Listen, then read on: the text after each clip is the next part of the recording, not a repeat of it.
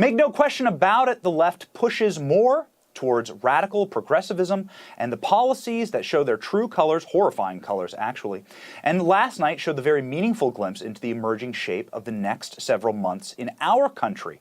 Let's bring on Charlie Kirk, a man with his finger on the pulse, to react. He's the founder and president of Turning Point USA and the host of The Charlie Kirk Show, and also an avid campaigner for J.D. Vance, and did a great job. Charlie, what was it like on the trail in Ohio?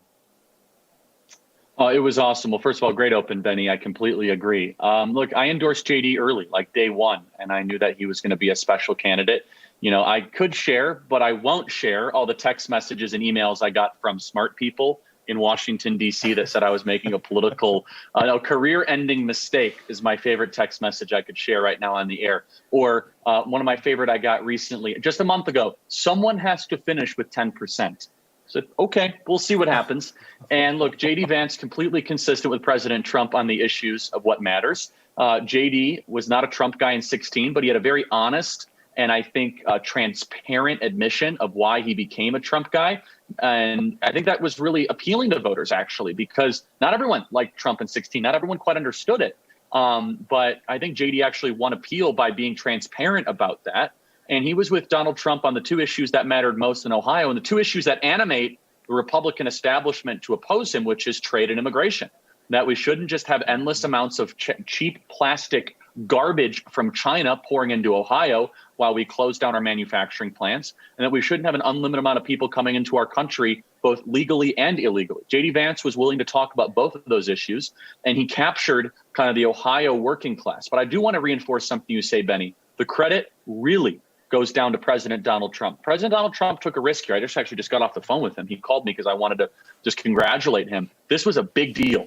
It's a big deal that he was able to bring J.D. Vance across the finish line here. I think J.D. would be the first one to acknowledge that. It's not a slight at J.D. in any way, shape, or form. I endorsed J.D. day one.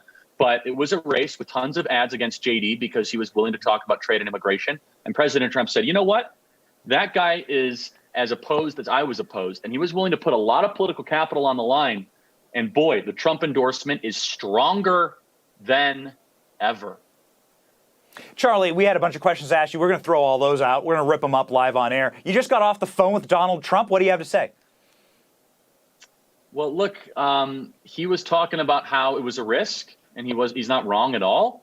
And he's talking about how he weighed, the different options in Ohio and why he chose JD. And I just first called, I contacted him earlier to congratulate him, and because he deserves the congratulations. And also just to kind of reinforce and encourage him how smart of a decision this was, because JD is going to be a fighter for Trump's agenda in the Senate. I mean, look, there's some great senators. You and I know them.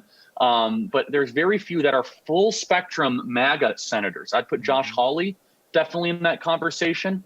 On some issues, Ron Johnson, on some issues, Tom Cotton, but not all the way through, right? And I think J.D. Vance is going to be that fighter. He's going to be a fighter.